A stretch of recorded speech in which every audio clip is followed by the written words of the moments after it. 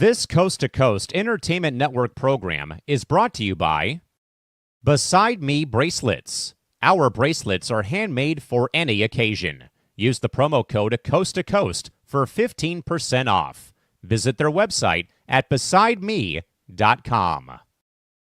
Suzanne's Paparazzi Jewelry. With 24-hour shopping available, use the code 160920 and show her some love, like she showed us. Reaper Apparel Company, a commitment to live your most authentic way every single day. Visit reaperapparelco.com for more information and a look at all of their apparel offerings. And by Good Day Embroidery, your local source for custom embroidery, screen printing, and more. Log on to gooddayembroidery.com for more information. Hello and welcome to another edition of C2C Rankem. I'm the host, Big B, along with my fellow co-host halfway around the world, the Primus, Tim Hendricks. How you doing today, buddy? Doing good. Life gets in the way the last couple weeks. I was hitting the migraine pretty good. We're wrestling fans. I don't know if you were going to bring this up or not. No, but our thoughts and our prayers. I was a big Bray Wyatt fan, so when you get the news about his dad, you kind of relive your feels again. Our thoughts and our prayers definitely go out to Mike Rotunda. For most of you guys who know who watch wrestling, remember him as Wall Street and IRS. Plus, he did Mike Rotunda when he was part of the Varsity Club. He's definitely in our thoughts and our prayers. Kind of another member of our childhood when we watch wrestling in hospice, and hopefully it's a get better situation instead of a rest in peace situation. Yeah, no, definitely. When I saw the news and it brought back childhood. I mean, late 80s, early 90s, watching him come out with him and Barry Windham, who broke the news as a tag team, and then going off and being IRS, and then Wall Street, and then coming out supporting his kids, Bo Dallas and Bray Wyatt, and getting into the Hall of Fame and all that. So best to him. Hopefully it's a long battle. With that being said, though, too, we got some birthdays. Happy belated birthday to our man Greg, who's on deck. Today is we like to call him Mrs. Goldilocks, Randy Cox. Happy birthday to that guy. Gosh. I don't know if there's any other birthdays we missed, but happy birthday to all those people. There's a couple that I know I missed because our show last week was going to be on your birthday. So, happy belated birthday to you. Well, thank you. The 14th, which was the day before the show for the week before, and we missed, is my wife's birthday. And then the 24th is my stepdaughter's birthday, Lisa. So happy birthday to everybody. We missed a ton of birthdays these last we did miss a ton of birthdays. But thank you. When you got the headache, I'm like, we're not gonna have a birthday on my show. Oh darn. Oh well, whatever. But with that being said, we got great topics. I think we kind of done the rivalry one in a roundabout way. Maybe we didn't break down the way we did, but we got the great rivalries in the NFL, MLB, NBA, NCAA. I kind of just went all sports in the football in college. College, I did too. Because typically, if you got a rivalry in football, it's also a rivalry in basketball, and Exactly. Michigan, Ohio State kind of crosses all sports. So it's kind of. Yeah. And then we got the worst NFL teams to win a championship, and the worst MLB is to win a championship. And as we got the World Series going on, hopefully everybody's enjoying it. I mean, as a sports fan, I care less who wins, but that game 3 the other night was off the hook. So Yeah, I kind of checked out when Milwaukee lost to the Dodgers. I was kind of like, yeah, that's about right where Milwaukee goes. So yeah, Yeah. I know a lot of people check out when their team checks out. I checked out after the Twins were eliminated from the playoffs. So but I know. So, anyways, so all right. So let's get to the NFL greatest rivalries. There may be some sniping. There may not be as much as we normally do, but so I got a little curveball here. So I'm going to start out. I'm going to say we got probably two in the NFL. I think we've got. Yeah, yeah, two. I think two. I'm looking at him going, wow, did I really chose this? I made this list I did this list like 2.5 weeks ago, and I'm going, wait, I put three? Okay, that's fine. I can do it. But yeah, I think two is pretty solid. All right. So let's get with it. You're number 5. NFL's greatest rivalries. I can't remember if I don't think it's happened this year yet. Considering, and I've got this division twice on my list, just because I think because of the proximity of where they are, and the fact is that they share a border so close to each other that they're not afraid to jump in and jump out, to jump and drive to the stadium because it's so close to the border. And in the one state, I've been to the stadium once in my life. Not to see the other member. I've never been to this rivalry game, but matter of fact, I've never seen any of these rivalry games that I look at it. And this rivalry game got only bigger because of who ended up going to this other team. It's kind of hard to go. You want to say it, and you kind of want to sneak around going, and the rumor was that this other quarterback was going to follow in this other quarterback's footsteps and head in that direction because they seem to just like link up because one got traded to this place and the other one turned around and got traded to this place too. And it just seemed like everything was lining up. I honestly, you could throw out the records every time these two play because I think it's just one of those rivalries that is just fun to watch, just to watch the hatred. My number 5 is the Minnesota Vikings and the Green Bay Packers. Yeah, it's a fun rivalry in the Herrera household or family loops because we know, how, our family's kind of split a little bit.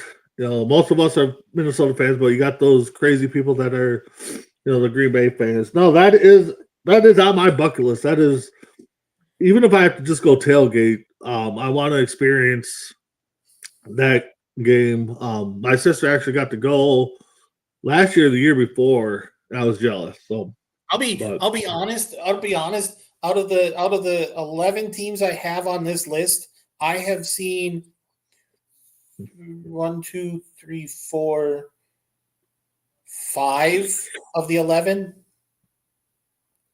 in real life. So yeah. So my number 5 is my little curveball here. It's a rivalry for statistic purposes only. That is the undefeated Dolphins versus any undefeated team until they get beat. I like that one. I really like that one. That one's a good one. It's a great curveball. That is one that I don't think Owatani could hit, but right. But no, because they say it every year. The 72 Dolphins are ready to pop the bottles when this team finally gets beat, and and granted, there's probably not many more of those guys around, but no, there's got to be. They still want to pop those bottles. So, all right, you're number 4. My number 4 is a rivalry in the AFC West. You hear it. You hear these fans, and every time they play, lately it's been a terrible rivalry because of one specific team, but when your team history has one of the teams that played in the first Super Bowl and the other team is the team that played in the second Super Bowl, it's kind of, and then you put them all in the same division when they merge. It makes for fun games. Like I said, lately it hasn't been all that fun. But the games back in the 90s were something to watch. Christian Okoye versus that defense, or Marcus Allen going against that defense too. You know, they were just fun games. My number 4 is the Kansas City Chiefs versus the Oakland, Los Angeles, Las Vegas Raiders. Yeah, no, that is definitely a good rivalry. Yeah, and you always I want to say almost 9 times out of 10, 10 out of 10, when Madden was around doing commentary, he got that game every year. Every year. Yeah, no, that was a good one. I'm staying in the AFC. I'm going the North. I think they're in. I'm trying to think the divisions right now. But I'm going with the Pittsburgh Steelers and the Cincinnati Bengals. They just seem to just want to beat the heck out of each other every time, no matter how good they are. It'll be interesting this year to see Flacco versus Rodgers again. But that was a great game. The icy hot, or what was it they call it, the Ben Gable or the icy hot ball, something like that. Yeah. So, all right, you're number 3. My number 3. Well, I will stay in the AFC North. I remember this game. I thought it's one of those rivalries again. It's where you throw out the records. This one team is a perennial sucky team, but when Myles Garrett tries to take the head off of Mason Rudolph and then beat his own head with his own helmet, yeah, that made it even more fun. My number 3, when you said the Pittsburgh Steelers, I thought he really sniped here. But I've got the Pittsburgh Steelers versus the Cleveland Browns. Yeah. All right, we're going to go to the NFC side. We'll make one of our colleagues happy, Mr. Crispy Bacon, because we get to bring up his team. And then the other team, don't like anybody. They don't like Santa. So I got the Philadelphia Eagles versus Dallas Cowboys. I mean, might not be that big of a rivalry now because it's getting back there, but earlier in the years, neither team was really good, but that rivalry is still, a big one. Your number 2. My number 2. I have this feeling we're only going to getting one. Yeah. I'm going to stay in the NFC East, and I will give you the Dallas Cowboys. But every time I watch the Dallas Cowboys game, I only thought of one team. It was always the one team, and I always thought the blue and white jerseys of the Dallas Cowboys looked perfect against the scarlet and gold of whatever they want to call themselves this year. That way. I love those colors. Those colors to me, I thought that was a great game. And that game usually took place on Thanksgiving, which made it even better. Absolutely loved it. That rivalry in the 80s was huge. It was absolutely huge. Mid to late 80s to the early 90s. That rivalry was amazing to watch. My number 2 is the Dallas Cowboys versus the Washington. They have three flipping names. The Washington Redskins football team Commanders. Yeah. Now that is a good rivalry. And you're right. That typically it'd be the home game for Dallas, every couple years took place on Thanksgiving. So right. That's a good one. Newer rivalry, I'm going back to the AFC, and mainly it's just because of quarterbacks, and one quarterback needs to get over that hump, but and may do it this year. I got the Buffalo Bills versus Kansas City Chiefs. I mean, that's more of a recent rivalry, but those two quarterbacks, just the rivalry between themselves. I mean, so all right. Most people are going to think most people who know me think that because I'm a Colts fan that I have the Colts Patriots on this list. I do not. I do not. I guess when the Patriots were relevant recently, you had the Manning, because of Manning Brady. Yeah. And then a little bit with Luck versus Brady. But the thing that drove that rivalry was Manning versus Brady. But my number one what else can you say? It's the greatest rivalry in the NFL. It's the longest, probably the longest rivalry in the NFL. This is enough. You could start civil wars just between Milwaukee and Chicago because of this. What else can you say? The Green Bay Packers versus the Chicago Bears. Yeah. The next honorable mention would be the referees versus all the fans. But God, yeah. At number one, we got the snipe. Yeah, I mean, when you talk rivalries in sports, it's Packers, Bears. You know, I mean, there's other ones, especially in college, but or even in baseball, which we'll get to. But yeah, what can you say? The Packers, Bears. I think mess around brings it up all the time, or maybe one of our Packer fans. What's that? Bears funded, or the Packers, I think, funded the Bears money to keep them around too back in the day, or something like that. I know for a fact that the Packers funded the Cowboys. Okay. Right before they went try to go bankrupt, the Packers gave Dallas. I thought they did it for the Bears too. I think Lambeau did. I think Lambeau gave money to Hallis to keep him around. Yeah, maybe. And honestly, though, just before we move on, I'm kind of rooting for the Packers this year. Just the fact of the stat I brought up a few days ago, that if Love wins the Super Bowl this year, Starr, Favre, Rodgers, and Love would all won their Super Bowl at the age of 27. Yep. Got to root for it. I mean, why not? Yeah, maybe put money on it. But what a weird stat, and what am I think? What's the word I'm thinking of? Wild universe we live in, or something like that. Yeah. Yeah.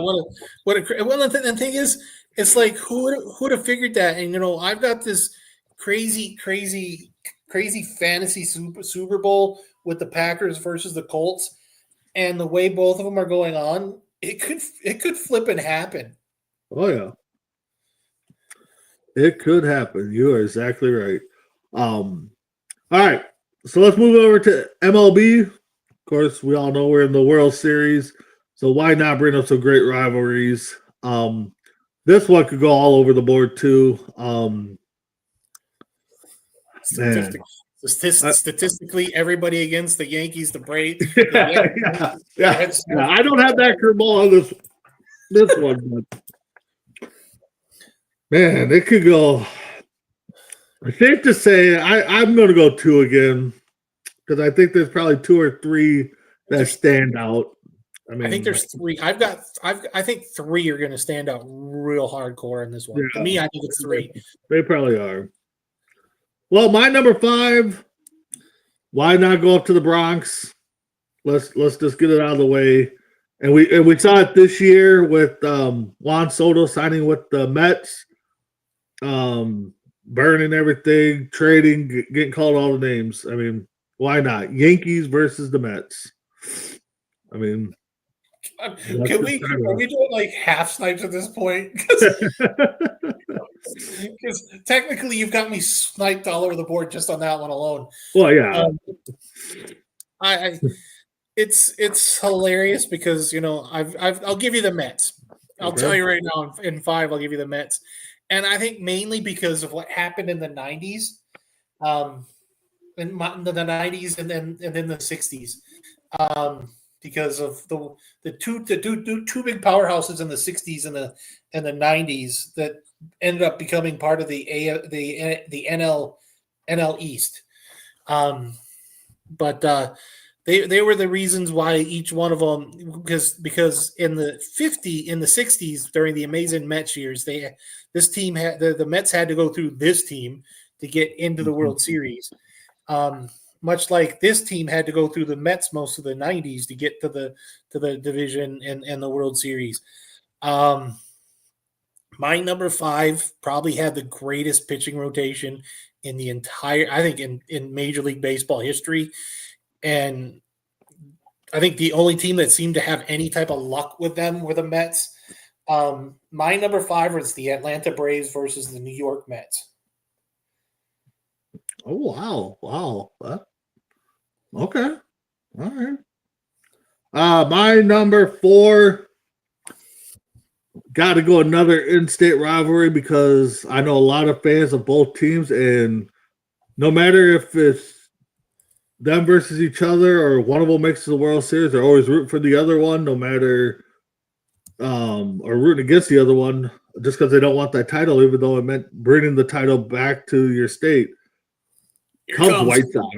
I knew it was Cubs, White coming. Sox. God, they hate each other. Oh my God, they don't even play in the same. They don't even play in the same league, and they hate each other. Oh yeah, and the thing is, you can't even say you can't even say, well, I hate the Cubs, but I like Sammy Sosa, or I like the White Sox, or I hate the White Sox, but man, Frank Thomas is you can't do it. You hate them all, no matter who it is. Think about that. Back in the 90s, right? The 90s was like, oh, I hate the Cubs, but I love Sammy Sosa. And then you think about it, there's a brief period in time going, I hate the White Sox, but I love Sammy Sosa. Yeah. Because they came from the same team. It's like, I hate George Bell. George Bell and Sammy Sosa got traded for each other. Yep. So it's hilarious. Yeah. You're number 4. My number 4, I am upset that I never saw this rivalry. Being a fan of this team, I've seen both of these teams live. I never saw them against each other. I always wanted to see this rivalry, and this brings up this is like Green Bay versus this is like the Packers versus the Vikings. I always thought this was a big rivalry. I don't care about the Cubs and Milwaukee. I've never cared about the Milwaukee and the Cardinals. And I cared more about the old AL days where it was Milwaukee versus Detroit. And my number 4 rivalry to me in Major League Baseball history is the Milwaukee Brewers versus the Minnesota Twins. Yeah, that one I didn't put that one on there because it kind of has gone away. But no, back even when they split up and they Moved to the NL, but then there was always that talk that they're going to talk about taking away teams, and of course Bud Selig, who was the owner of the Brewers, was like, well, the Twins will be first team to go pretty much, and that because they don't have a stadium stuff, so that fired it up a little bit. But that's a good one. I that one is a good one. I've seen like both going teams. to those games. Yeah, I've seen both teams. Never seen them together. Oh, that was a trip we used to make. Me and my ex used to make down to Milwaukee or here because it fell around our anniversary, so we went and enjoyed that. So my number 3,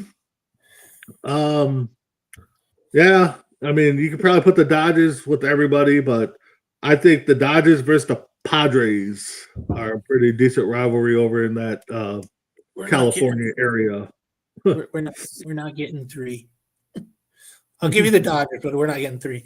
But my number 3 though, I'm going to stay in the NL Central. I think back in the day they used to be part of the NL West. Yep. I think I can't remember my 80s divisions, 80s, 90s before realignment divisions. But this was always that game because they were so close to each other. They were just a 8-hour drive away to go to the Busch Stadium to Wrigley Field. It was so quick you can make a day of it and go to and from. And the rivalries between Ryan Sandberg and Owen and Ozzie Smith or Vince Coleman and the pitching staff in Chicago. My number 3 is the St. Louis Cardinals and the Chicago Cubs.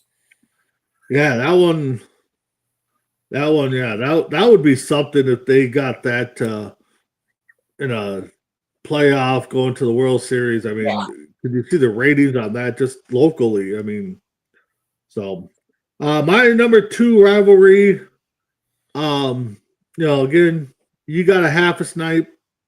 I actually got you kind of half sniped me in 2 different ways on this one because I got your rivalry. I got the Brewers and Cubs. I mean, that one is just I mean, you and Kevin just on our show kind of had bickering back and forth, just a brief time. But yeah. Yeah, I think he had a little bickering with me. Yep. Yep. You're number 2.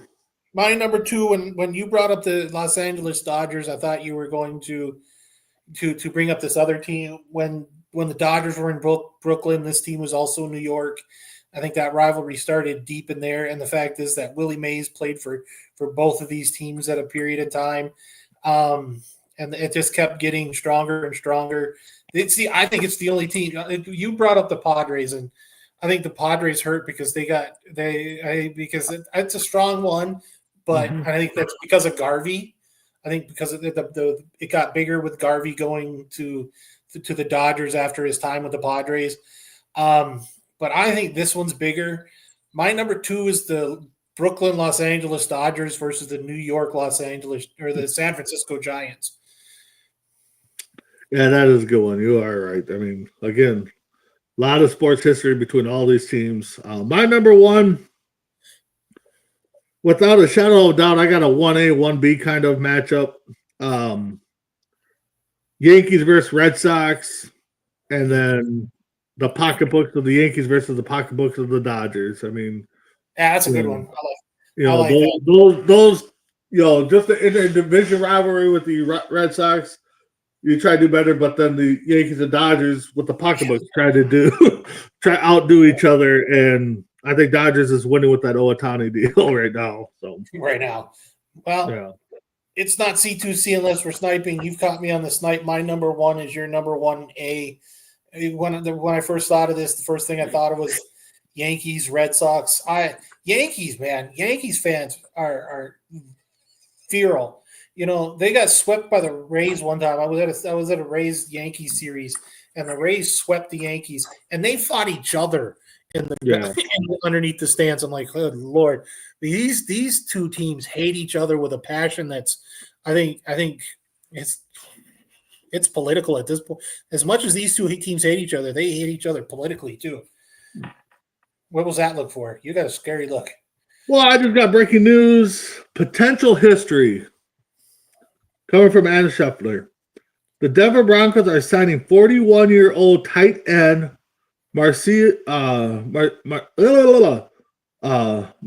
Lewis to their practice squad. If they promote him to the active roster to play in the game, he will become the oldest tight end to play in the NFL history game. In the Super Bowl era, no tight end has ever appeared in an NFL game at the age of 41 or older. Good luck to him. Good luck. It's not going to go well for you. You're out of the game. I don't know how long he's been out of the game. I remember the name. He's been out of the game for a while, but Martellus. I don't think Mercedes Lewis. I don't think he would. I don't think football would be the first one I would want to come back to make a one last stand at the age of 41. You got a better chance at basketball. Basketball, baseball, maybe hockey a little bit. I don't know if hockey would be, but Mercedes Lewis. Let me take it up. The last team that he played for was the Chicago Bears. Back in. I know. I'm trying to get there. It's like back in before COVID. 24. He retired in 24. Oh, okay. So he's only a couple years old, but yeah, I don't know if that's the move I would want to make. I don't think I'd make that move. All right. Well, let's get to the NBA greatest rivalries. Who am I going to make mad in this one? Yeah. Well, that's the thing is, I think our 1-2 should be a sync. I think it should be a lock too. Outside of that, I don't know. So I'm going to go 2. I'm going to say that our top 2 are locks.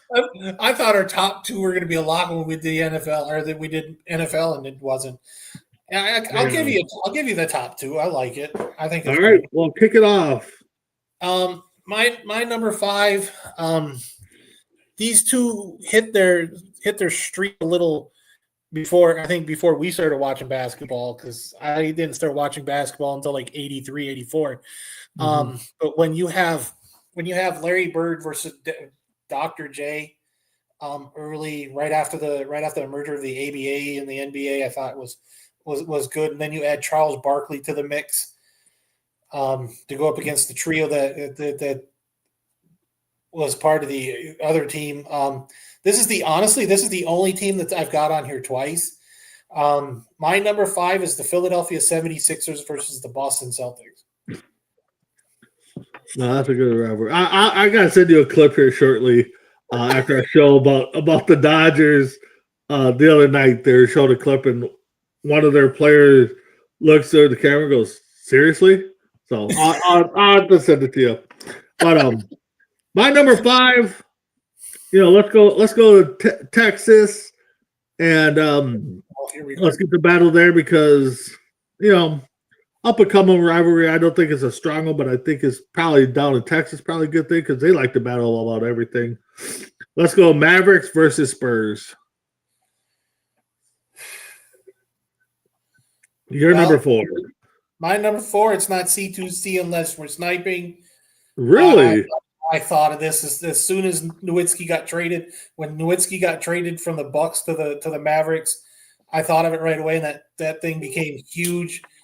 I have right off the top, my number 4 is the Dallas Mavericks versus the San Antonio Spurs. Wow. No, I didn't think that was going to be. I didn't think we'd get that one. It was the third one I thought of. Oh, wow. My number 4. It's always a battle, but it never seems like it's a battle because of where it's at, but it never becomes a battle on the court because neither teams are good at the same time. But they share arena. I think they still do. They do. We got the Clippers versus the Lakers. I thought of that one. I just saw it.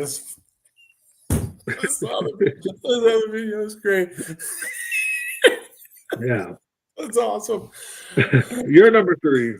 My number 3, I think, became a rivalry because of Spike Lee and Reggie Miller. Oh, yep. In the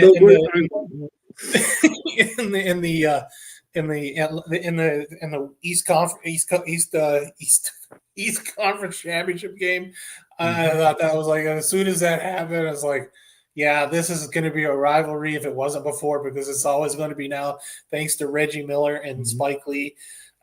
My number 3 is the New York Knicks versus the Indiana Pacers.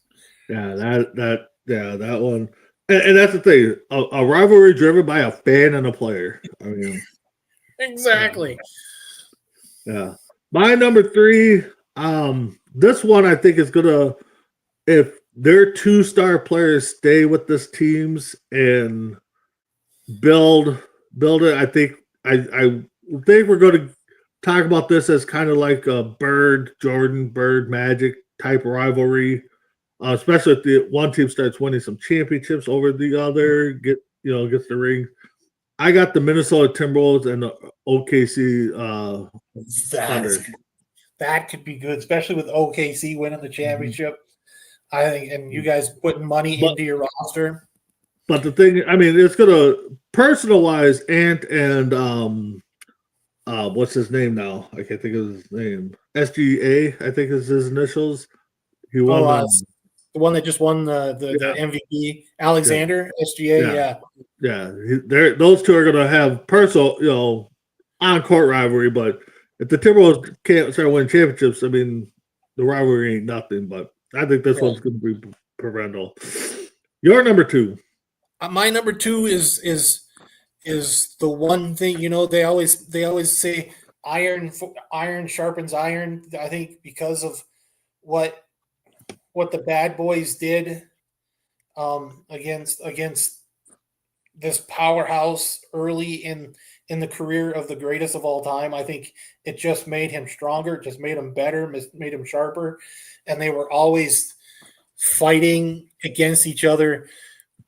It just made everything amazing to watch. And those playoff series during the late 80s, early 90s were epic in classics.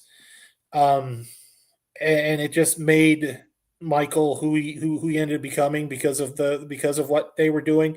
My number 2 is the Detroit Pistons and the Chicago Bulls.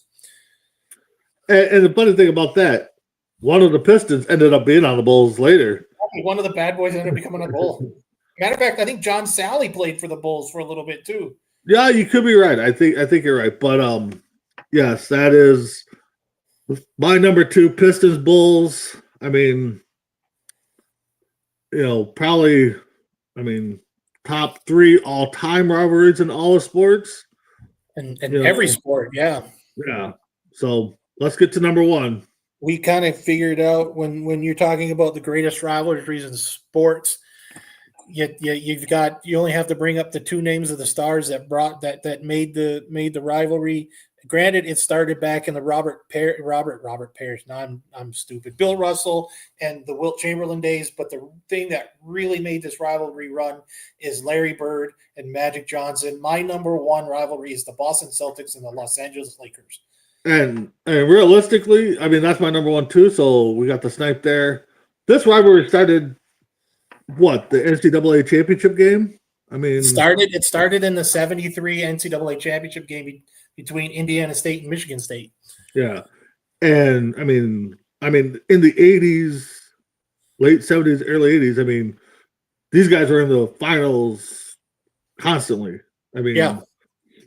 So that rivalry alone right there, I mean, to me, maybe it's a debate we can try to get some people to get together, but Lakers, Celtics, Packers, Bears, I mean, Yankees, Red Sox. I mean, what is the greatest rivalry? I mean, definitely just not counting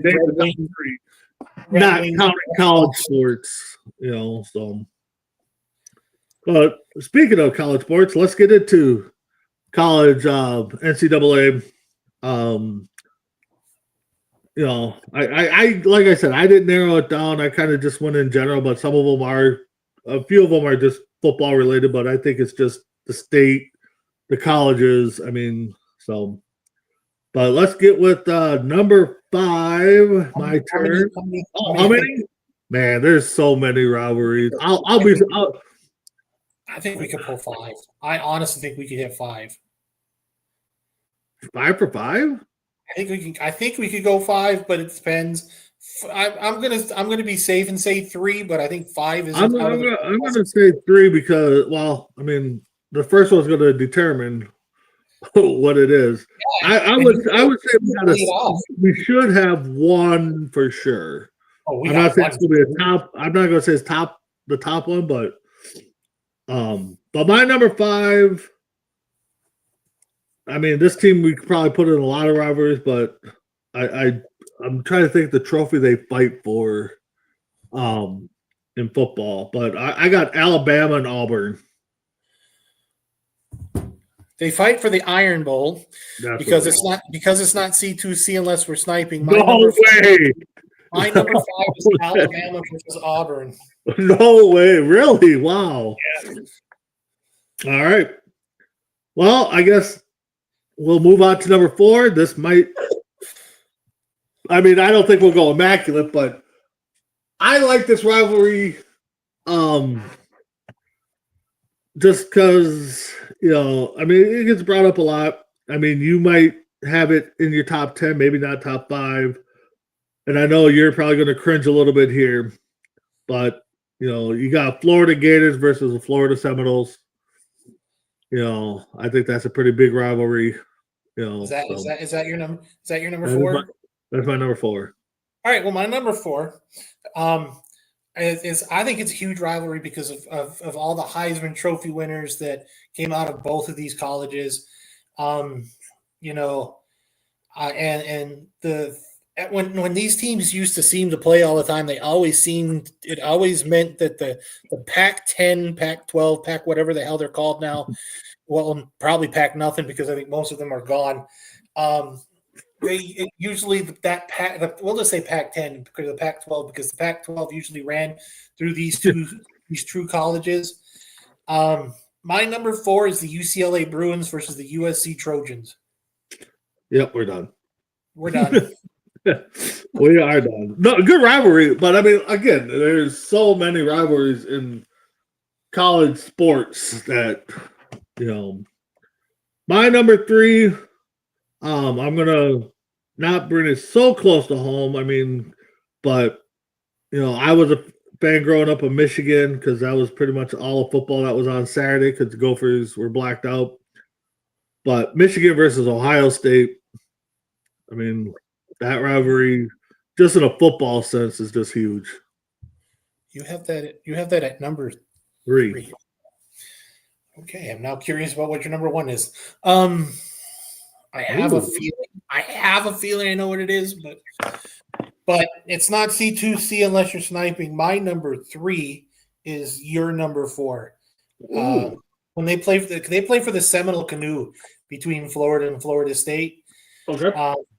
Yeah, that's a huge rivalry. To me, it's again, if it's on my personal bias, yeah, it's the number one. It's the number one rivalry for the Florida Gators, but yeah. And I might have been a Florida fan if Joe Mauer probably would have went to college because that's where he was heading. The Gators. And that's the funny thing is, I would have. I'm still an Andrew McCutcheon fan because before McCutcheon got drafted, he was ready to go to the Brewers or to the Gators too. Yep. And your favorite player played on the other side. Yeah. All right. My number 2. This one I think is 99% just all football rivalry. I think they kind of go over into the foot or basketball helm. Oklahoma versus Texas. That's the one. That's the one that I almost put that on the list, but I'm trying to figure out what I would have replaced. At this point, I'd have replaced UCLA versus USC for that one to go on the list. But yeah, that's only football. Yeah. Well, you're number 2. You would swear I was a fan of either or of any Minnesota teams or any Wisconsin teams, the way my rivalries look. But when you have the oldest rivalry in college sports history, and you play for Paul Bunyan's Axe, yeah, you gotta put this up there on the number on your list. My number 2 is the Minnesota Golden Gophers and the Wisconsin Badgers. And that's the thing is. That's the only reason why it's the rivalry or a rivalry because it's the longest rivalry. Well, Gophers are hit or miss. I mean, Michigan or Wisconsin's been powerhouse all the time. I mean, but I mean that's a game that we always talk about. Rivalries where teams step up. Gophers do step up in that game 9 times out of 10. And the big thing is that game. The rivalry gets bigger when you put it on the ice. Makes it even bigger. Yep. Oh yeah. Yeah. My number 1, and I think they only play once a year, I think, if that, but it's always a big game. I think they've tried or wanted to talk about putting it on a ship to play, but I got Army versus Navy. I'll be honest, I forgot about that game. That's a good game. I forgot about that game. And I think fans of the game or the teams or not, I think a lot of people still watch that game no matter what. Oh, I watch it. I watch it every chance I get, even if it's one of those. I think it's right after Memorial Day. It's usually Memorial Day weekend. Something like that. Yeah. I want to say it's like always around the end of the year, right before bowl season starts. It's like championship week. Yeah, something like that. Yeah. So, you're number 1. Well, my number 1, it's not C2C unless we're sniping. My number 1, I think I already brought it up when you brought it up. I think you have it at number 3. 3? 3. Okay. Ohio State versus Michigan. Yep. Yeah. No, that's a good rivalry. I mean, we could have did Duke and Kentucky, Duke and North Carolina. That would have just been all basketball, though, because I don't think they were on anything else. But overall, I think that was solid. 3 out of the 5. That's good. Yeah. I mean, better than I really thought. I didn't think we'd get that close. But all right, so let's get into the worst NFL teams. to win a Super Bowl or a championship, I guess, depending on how you look at it. I won Super Bowl. I went Super Bowl. I kind of went Super Bowl too. I think all my teams are Super Bowl. So, I think we're just going to have one. I think I'm going to go slim and yeah. What are we doing? Baseball or football? We're doing football first. Okay. Well, we'll definitely get. You would think I'd say 2, right? Yeah. I think 2 is a really strong possibility. 2 could be, depending on what you look at. I mean, I looked up a lot, and depending on what you consider the worst team, Right. But all right, go with it. You're number 5. My number 5 is you're on this list because you're the first wild card team to ever win a Super Bowl. When you look at their records, it's kind of strange. I think it was back in the day when there was 3 divisions, and I think at the time, who was the best team in that division in the 80s would have been. I can't remember. Wasn't the Raiders?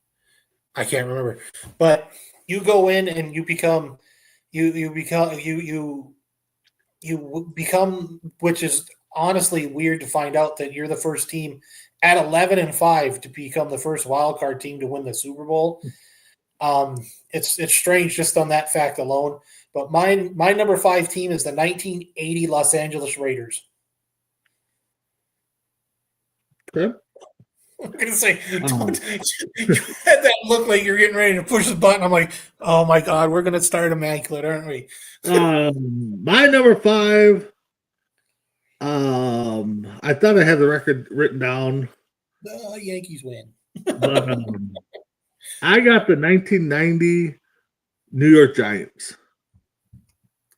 Ooh, the 90 Giants. The 90 Giants, was that the one that Norwood pushed wide right on? I think so, yeah. Yeah, I think they were. Yeah. I think they won the division. No, they were the second team, I think, the second wild card team to win the championship. They had a sub 500 record. I think it was like 9-7 or 10-6. I can't remember. Yeah. Your number 4.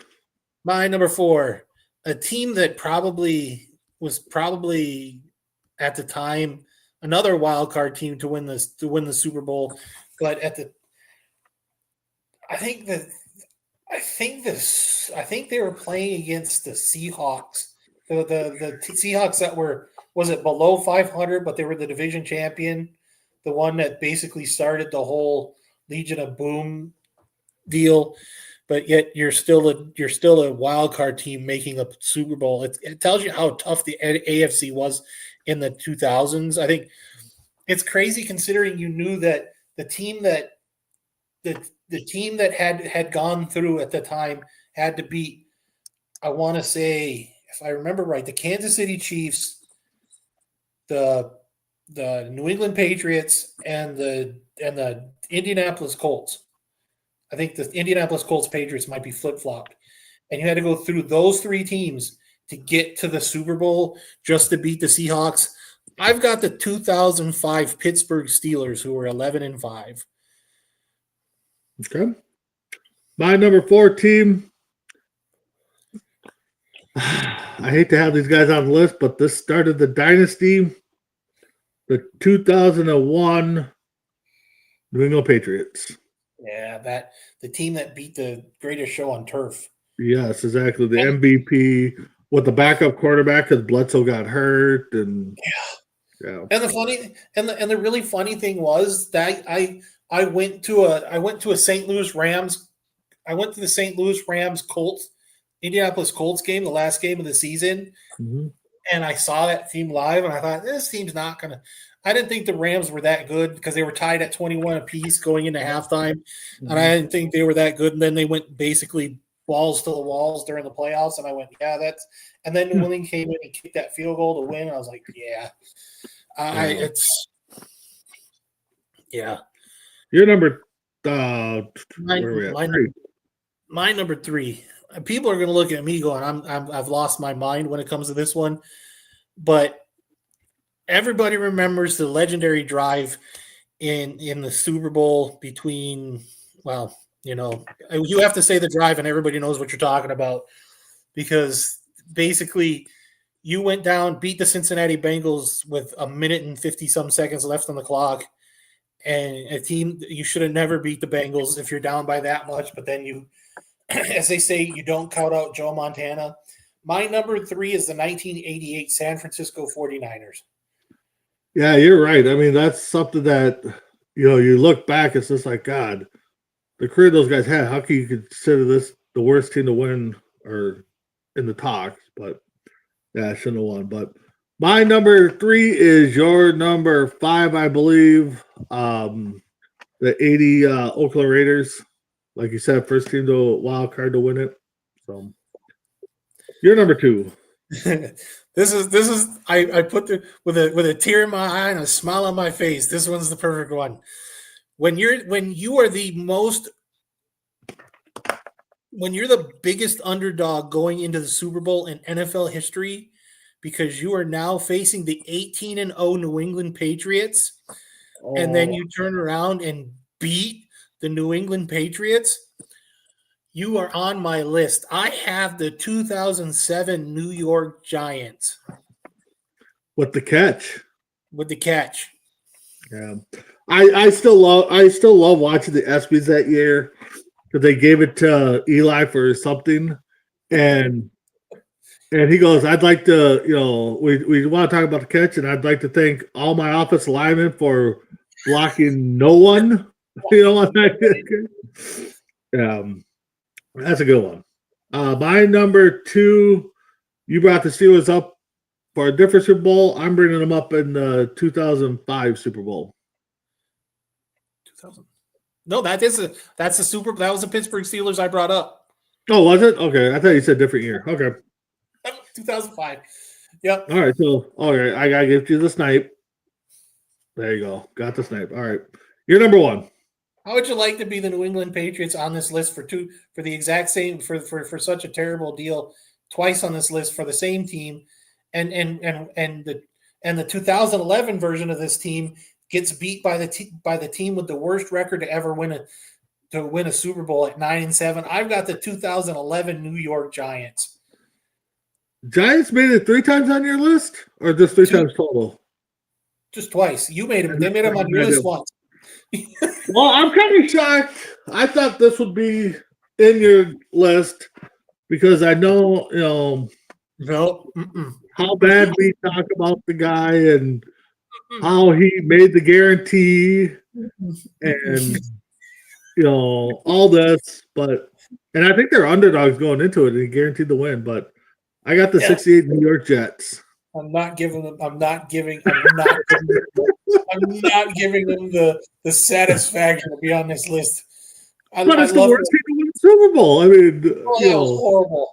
It was horrible. The thing is, it was horrible, because the fact is we started a backup quarterback too with Earl Morrall, and then halfway through the game, all of a sudden Johnny Unitas comes out, and then you want to talk about. Yeah, I've talked to a couple of people who were old enough to watch that game live, and they made the comments going, you have Earl Morrall coming playing, starting the game, and then halfway through the game at halftime, you bring in Johnny Unitas, and they go, where the hell was he during the first half? If he was healthy enough, he should have been in the first damn half. Yeah. All right. Baseball season, Game 4 last night, Game 5 coming up. Let's get into the worst MLB teams to win it all. On my face and a tear in my heart. All right. God, this was tough, because I mean, they all over the board. I mean, I guess God, I can see us going 0-4 on this one, but we might get one. I'm trying to think, which one would I go with? Hold on. Let me see. It's possible. Oh yeah, I think I can hook it up with my number 2 team. I'll go with 1, because I think, it's, if anything, it's going to be my number 3 that we hook up on. But anyways, we're going number 5, 85 Kansas City Royals. No, I like that team. I'm not saying you didn't have to like them. I mean, it was just That was the team that beat the St. Louis Cardinals, wasn't it? I believe so. Yeah. Yeah, that was the Missouri series. Yeah, that was All the right. year after. Yeah, that was the year after the Brewers. You're number 5. My number 5. This team. I blame David Freese for this. I really do. I blame David Freese completely for this because I think if it wasn't for David Freese, I don't think you fuel the big comebacks that this team had to win the World Series. And I think they did it again. I want to say they did it against the Yankees. But they were. I even have the records. That's even better.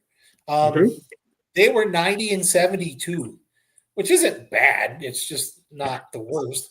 But I've got the 2011 St. Louis Cardinals. Okay. Gotcha on that one. All right. My number 4 team, we're going back.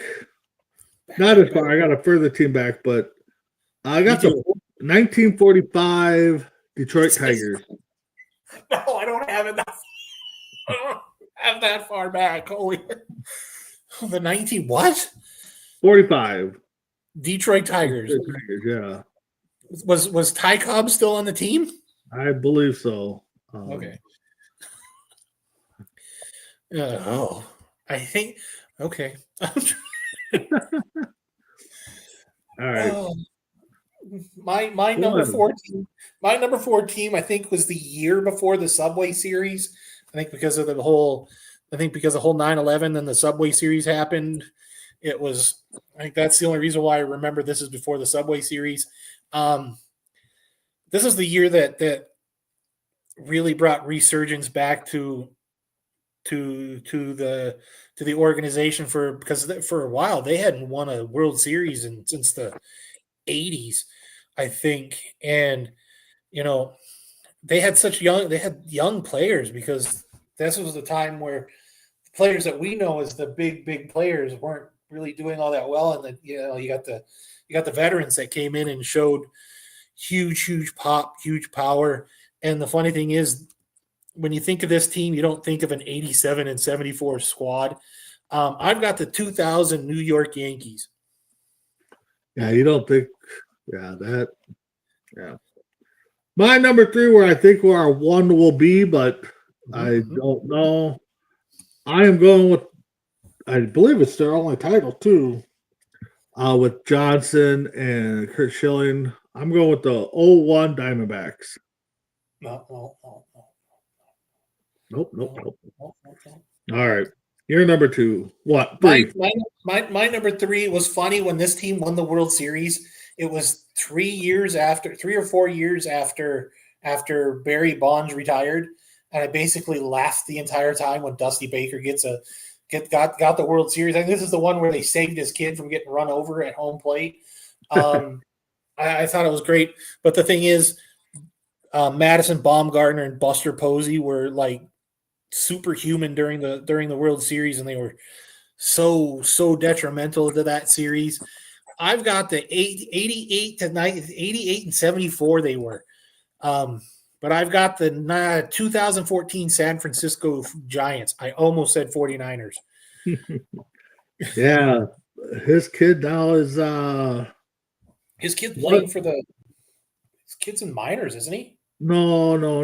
Well, no, I think he was called up this year, last year. I'm just trying to think. Nationals? Okay. I think.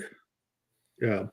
My number 2 team, just because of the record, I know they didn't play that many games back in the day, but at 75 and 51, the 1918 Boston Red Sox. I was saying the 1919 Chicago White Sox, and you said the 1918 Red Sox. Which was funny because they played the Cubs that year.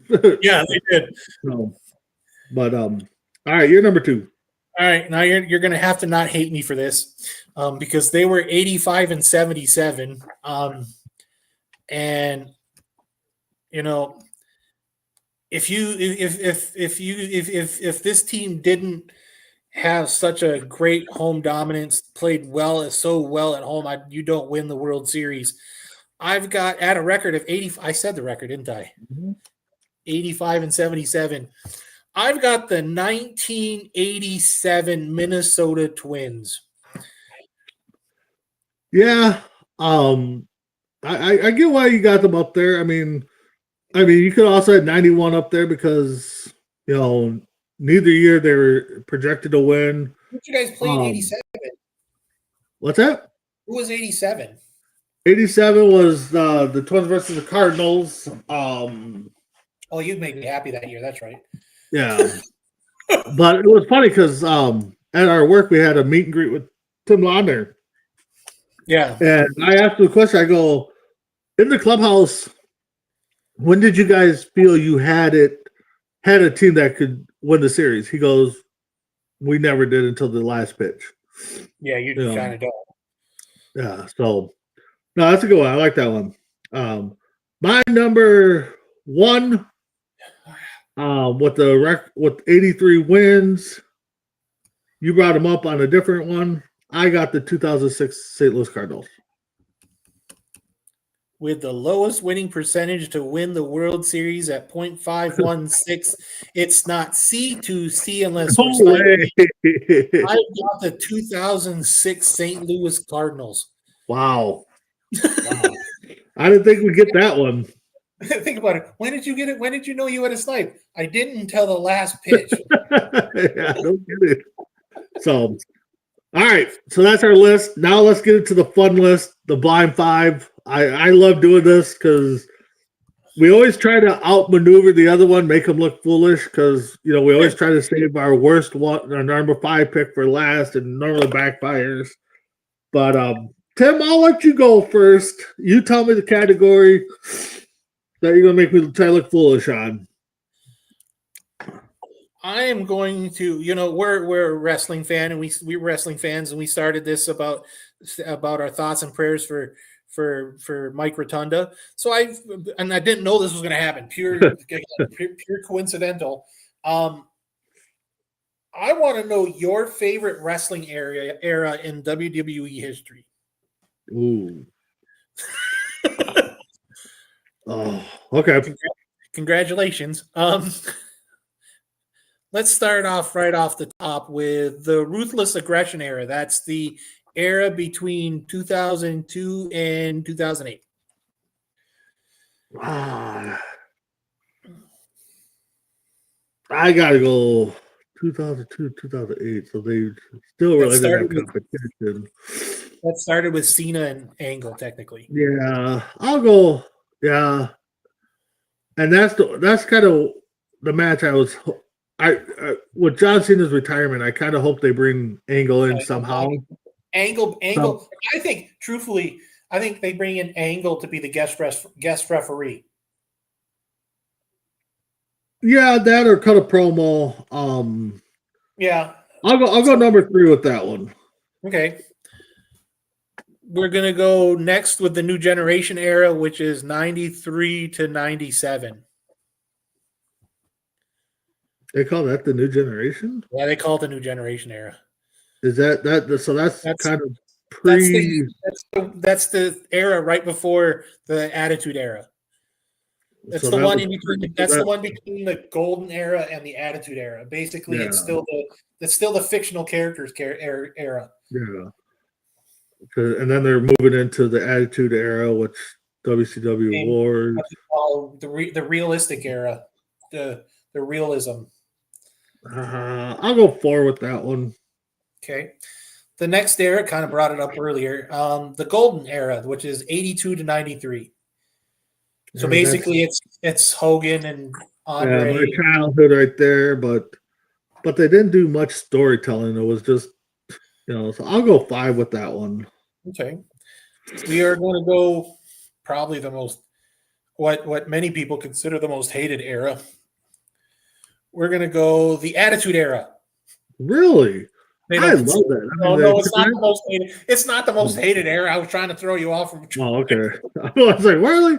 No, that's number 1. I mean, that brought wrestling up there. Between the what was the era number 3 I put? That's the Monday Night Wars were beginning. That was wrestling there. That to me is number 1. Yeah, that's the one right after the new generation era. Yeah. So what do you got left? I don't remember. Number 2. Number 2. So your number 2 is the PG era. Yeah. Yeah. Yeah. Yeah. I mean, honestly, I'd probably move that one down to 4, the 3 and 4 up. Move everything else up. Yeah, I get it. All right. So I like collecting cards. I know you did that back in the day. I don't know if you still do now. Still do, but I just don't physically hold them, but I do. Yeah.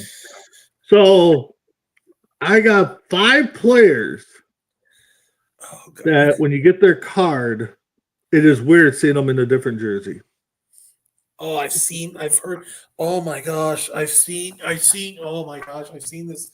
I haven't seen this one specifically, but I've seen it when it was Jameis Winston. They did it with Jameis Winston, and they thought it was strange that he saw the jerseys with other people. No. So I'm gonna. Yeah, no. This is to me. I got iconic players. It's just weird seeing them in a different jersey. I'm gonna start off with Ken Griffey Jr. in a White Sox jersey. Oh, you went the White Sox jersey. The thing is, the White Sox at the time that he was playing was kind of like the same jersey, the Red Sox jersey, where they were sleeveless a little bit for a second. I honestly, I'd have put it at number 2 if you said the Reds. 3 on the White Sox jersey. I honestly liked him in the White Sox jersey. Yeah, it was just weird. It was weird, but not that. It was weird, but not so weird. Emmitt Smith. Oh God, that's one. No, that's one. That is one by a mile. Even he'll tell you that's 1 in a mile. Yeah, he said that he should never have done that. Yeah. Yeah. Wow, that's you. My God. Thomas? Hold on. I already know who else is on this list, and I'm going. I got to try to figure out how to finagle my way for 4 and 5. No, because you're going to say right now. You said Frank Thomas. Now I got to figure out and guess the team. Is it the Blue Jays or the A's? It's the A's. I loved them in the A's. I honestly really. I thought it was perfect with the A's. I'll be honest. It was tough because him and Piazza both in the A's jersey just looked weird. Well, the thing is, I saw Thomas when he played for the White Sox. I saw him in County Stadium when he was still with the Sox, and then I saw him at Tropicana Field when he was with the A's. I've got to go 4. If you would have said the Blue Jays, I'd have put him over who your big one is, and I'd put him at 2. But yeah, the A's, I thought he was great. I thought he looked great in the A's. I give him 4.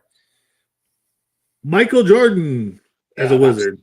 That's 2. That's like I said, I have to finagle my way around 4 and 5. I have to finagle 4 and 5 because I knew Jordan had to be in there somewhere. Because I forgot all about him because I jumped hoops when you said Emmitt Smith in Arizona. I went, yeah, that's one, and I went, oh, my mind froze. I went, oh man, I remember that Jordan played for the Wizards. Because your last one at number 5. You can't say the Barons because I have a Michael Jordan Barons jersey. Him just in a baseball jersey just looked kind of weird. Well, yeah, it did. But not as weird as him in the Wizards. Yeah. At your number 5, Kareem in a Bucks jersey. No. So you can see here's a little secret. Here's a little secret. Because Kareem Abdul-Jabbar never played for the Bucks. Lou Alcindor played. Okay, I gotta get technical. I'm gonna be semantics. Okay, Randy Cox here. Semantics. But no, I love the fact. Think about it. That was before the Phoenix Sun series. He was the last person that gave us a world championship. So I can't really argue with it because it was him and Oscar Robertson, and then Robertson left the year after. Robertson left, retired, and then Alcindor got traded and changed his name and went to the Lakers. I wasn't. I guess that does make sense because I didn't think about that because I was like, well, we know Kareem as a Laker, you know. Yeah, I guess I one shouldn't have counted because he was a buck first, I guess. Right. And the thing is weird. And the thing is that's what's weirder, honestly, to me, is Molitor wearing a Blue Jays jersey. To me, honestly, if you bring Molitor, I think Molitor wearing a Twins jersey. That was weird to me too. You put this list in. My dad will tell you. If you brought this list and you gave him a chance to say anything, he would have said he'll give you two. He'll give you two flat out. Willie Mays wearing a New York Mets jersey. Yep. and Hank Aaron wearing a Milwaukee Brewers jersey. Yep, because we know that team did not exist. Yeah, we always thought of Mays as a New York Giant. And you always thought of Aaron as a Brave. Yeah. No, yeah. There's so many people that iconic players, and some people might go, well, what about Gretzky? Gretzky never looked weird in any jersey. I mean, yeah, he was a King for a while. Edmonton. Think about it. And everybody who's a Gretzky fan. They went out and bought the Oilers jersey when he got drafted. They went out and bought the Kings jersey when he got traded. They went out and bought the St. Louis Blues jersey when he went there. They bought the New York Rangers jersey when he went there. It's the fact is it never looked, like you said, it never looked weird. When the great one went out to another team, it never looked weird. You put Michael Jordan, it was weird. I would say, Montana. Montana kind of looked weird. That was a bit weird. You got to remember, I saw Boomer Esiason in a Jets jersey. Yeah, that one. Yeah, that was weird. Drew Bledsoe, so many different iconic players. You know from one team and then see them somewhere else. I mean, who was the one that really felt weird to me? Really felt weird to me was Dickerson in a Raiders and a Falcons jersey. Yes. I love it too. Every time my buddy rips a card with Dickerson not in Colts or Rams jersey. Yeah, he said it looks weird. So, but what brought it up was the Kareem one because we were ripping some basketball and there's a Kareem in the Bucks jersey, and he's just like, "Oh, that just looks weird." So that's kind of what brought this one up. Did you ever notice his autographs? Because I've watched a lot of rips, and I've seen a lot of Kareem stuff, autographs being pulled, and he doesn't sign his full name. Oh, I guess I didn't notice that. He only signs him. He only signs it Abdul-Jabbar. Oh, okay. So, little breaking news here. Adam Schefter is reporting about 19 minutes ago. Adrian Hutchinson is signing a 4-year deal, $180 million extension that includes $141 million guaranteed to stay with the Lions. Yeah, I saw that too while we were what was it? We were doing the worst NFL Super Bowl teams. Yep. So, well, that being said, Tim, final thoughts? What can you say? It's interesting. We got a great list. I've already got a brainstorm on the great list for next week. I think I'm gonna honestly quit picking teams because basically I pick teams like Mel Kiper picks draft picks. At this point, it sucks. Hey, did you get your Thursday game right though this week? I did get my lock this week. I got my lock. The Ravens beat the Bears. You know what? I kind of caught the tail end of the show last week, and you know what? My lock did this. And who do they do that to? The Bears. Oh. Yeah. And hey, I got it, and I got another one last. And you picked your Thursday game right. I picked my Thursday game right, and I did something that nobody has ever done. I got the Jets one right too. Yeah, I mean, okay, there. Be Mr. Realistic and be like, oh, I finally got the Jets one right. I mean, be more proud of your Brock Purdy starting before week whatever that you almost nailed.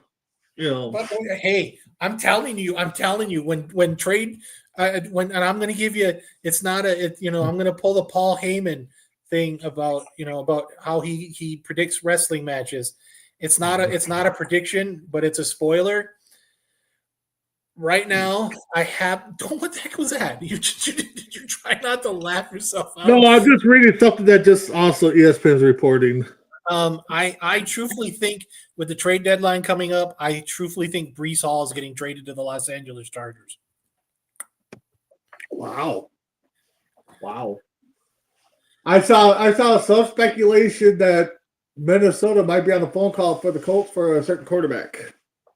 Hey, you guys call them up. Well, and if I don't think they will move on him. Here's the thing is here's when you know they'll move on him.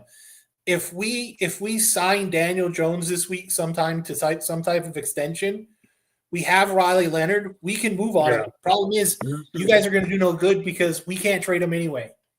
Yeah. We can't trade. We can't trade Richardson right now anyway because he's on IR. Yeah.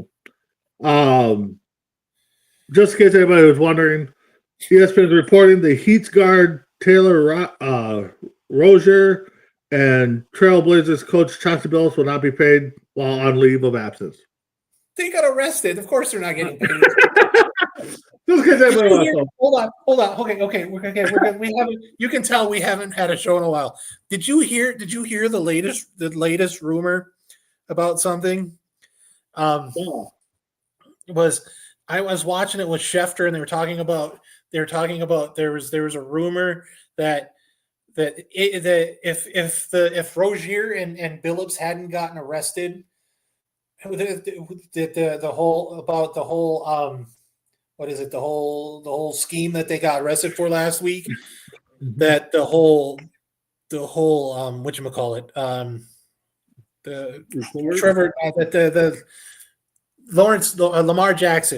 Lamar Jackson wouldn't have brought up wouldn't have been so questionable, but because it happened in the same week where the Ravens had Lamar Jackson in full practice on Wednesday or Thursday. And then this tie into that, yes. And then Friday he's got full practice, and then Saturday he's practicing, and then they changed the line 5 points, and they would have thought that was collusion, but they said the only thing that helped the NFL and the Ravens was that they beat the Bears by 14. Yeah, I did see there's some speculation that was all part of it, Yeah. But my final thoughts, great show as always. Keep checking us out. If you guys watched my preview of Between the Ropes yesterday for Grand Slam, local wrestling show here, I'll recap it on this week. It's going to be a great show.